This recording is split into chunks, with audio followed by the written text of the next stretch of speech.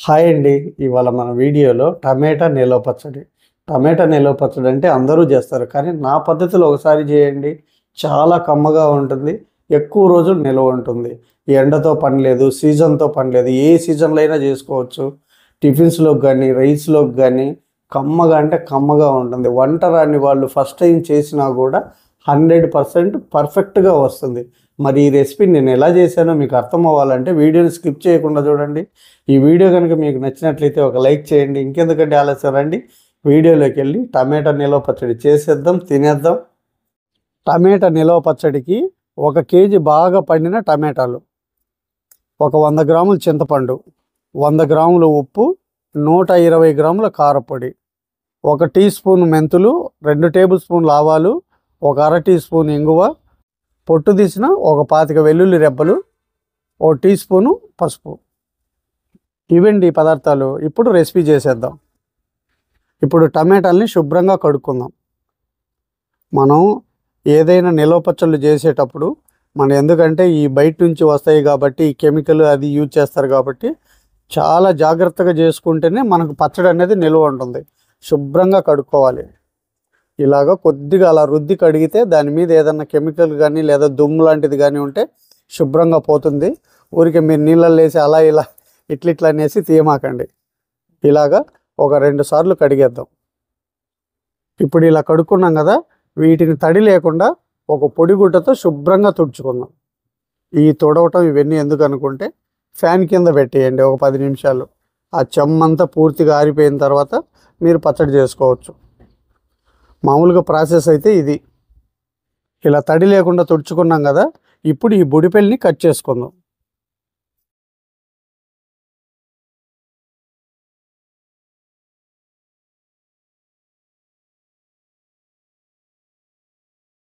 ఇప్పుడు ఈ టమాటాలని కట్ చేసుకుందాం.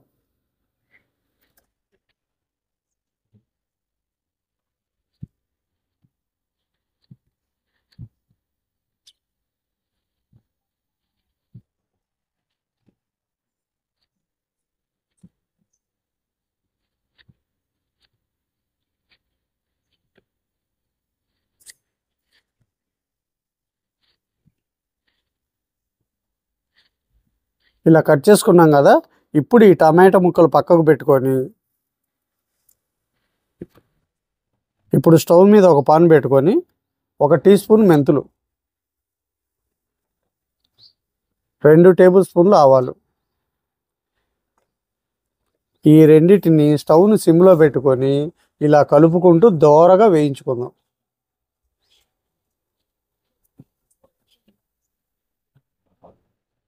చూశారు కదా, ఆవాలు మెంతులు దోరగా వేగాయి. ఇప్పుడు స్టవ్ ఆఫ్ చేసుకొని ఇవి పూర్తిగా చల్లారిన తర్వాత మెత్తగా పొడి చేసుకుందాం. ఇప్పుడు స్టవ్ మీద ఒక కళాయి పెట్టుకొని మనం కట్ చేసి పెట్టుకున్న ఈ టమాటా ముక్కల్ని వేసుకుందాం. ఇప్పుడు శుభ్రంగా క్లీన్ చేసిన ఈ చింతపండును కూడా వేసుకుందాం. ఇదివరకే మెన్షన్ చేశానండి, మళ్ళీ ఒకసారి చెప్తున్నాను, 100 గ్రాముల చింతపండు.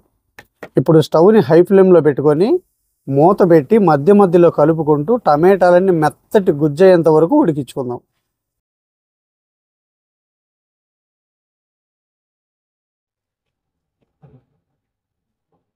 చూశారు కదా, టమాటాలు పూర్తిగా మెత్తబడ్డాయి. ఇప్పుడు ఇందులో ఉప్పు, మీరు వీలైనంత వరకు రాళ్ళ ఉప్పునే వాడండి, పచ్చడి నిల్వ ఉంటుంది. కారం, మనం గ్రైండ్ చేసుకున్న ఆవాలు మెంతి పొడి. ఇప్పుడు స్టవ్ని సిమ్లోకి మార్చుకొని వీటన్నిటిని బాగా కలుపుకుంటూ ఒక 5 నిమిషాలు ఉడికించుకుందాం.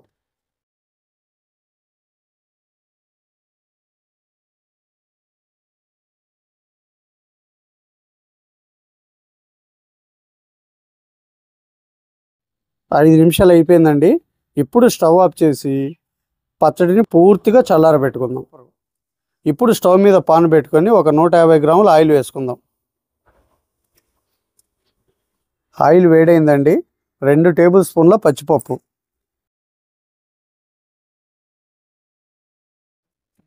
2 టేబుల్ స్పూన్లు మినపప్పు, 1 టేబుల్ స్పూన్ ఆవాలు, 1 టేబుల్ స్పూన్ జీలకర్ర, దినుసులు అయితే వేగాయండి. ఒక 10 ఎండుమిర్చి ముక్కలు, ఒక 2 రెబ్బలు కరివేపాకు,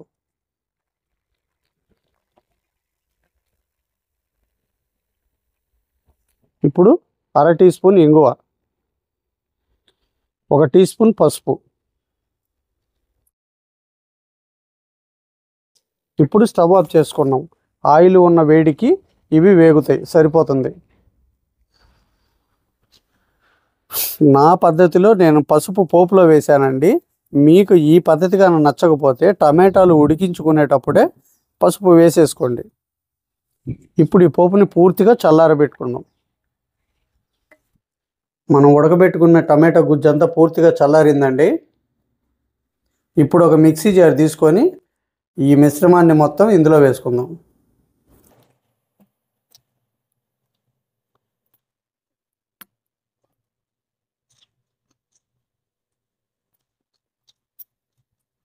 ఇప్పుడు మెత్తగా గ్రైండ్ చేసుకుందాం. ఇలా గ్రైండ్ చేసుకున్నాం కదా, ఇప్పుడు శుభ్రంగా కడిగి తడి లేకుండా నీట్గా తుడుచుకున్న ఒక బౌల్ తీసుకొని ఈ పచ్చడిని ఆ బౌల్లో వేసుకుందాం.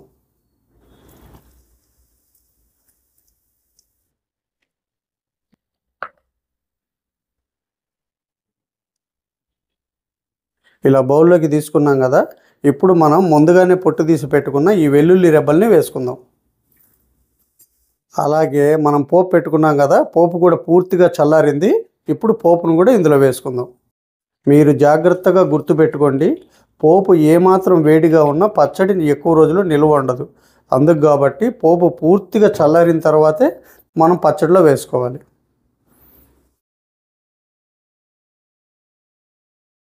ఇలా కలుపుకున్నాం కదా, మనం ఇప్పుడు ఒక రోజంతా పక్కన పెట్టేద్దాం. మూత కానీ లేదా ఒక పల్చటి గుడ్డ కానీ కట్టేసి. చూస్తున్నారు కదండి, 24 గంటల తర్వాత మన టమాటా పచ్చడి అయితే రెడీ అయిపోయింది. ఇడ్లీ దోశలోకి కానీ రైస్లోకి కానీ చాలా కమ్మగా ఉంటుంది. మనం వేసిన ఇంగ్రీడియంట్స్ కూడా పర్ఫెక్ట్గా సరిపోయినాయి. నాకు ఈ టమాటా పచ్చడి చేయటానికి 20 నిమిషాలు టైం పట్టిందండి. ముఖ్యంగా ఈ రెసిపీ బ్యాచులర్స్కి, వర్కింగ్ ఉమెన్స్కి చాలా ఉపయోగపడుతుంది. మనం బయటికి వెళ్ళి కొనే పని లేకుండా మన చేతులతో మనం 20 నిమిషాలు ఇలా టక్కున రెడీ చేసుకోవచ్చు. వేడి వేడి అన్నంలో 2 చుక్కలు నెయ్యి వేసుకొని తింటే ఉంటుందండి, అసలు అంత బాగుంటుంది. మరి మీరు కూడా నేను చెప్పిన టిప్స్, నేను చెప్పిన కొలతలు ఫాలో అయ్యి ఒకసారి చేసి అది ఎలా వచ్చిందో నాకు కామెంట్ సెక్షన్లో చెప్పండి. ఈ వీడియో కనుక మీకు నచ్చినట్లయితే ఒక లైక్ చేయండి, షేర్ చేయండి, మన ఛానల్ని సబ్స్క్రైబ్ చేసుకోండి. మళ్ళీ రేపు ఒక మంచి రెసిపీతో మీ ముందుకు వస్తాను. Thank you.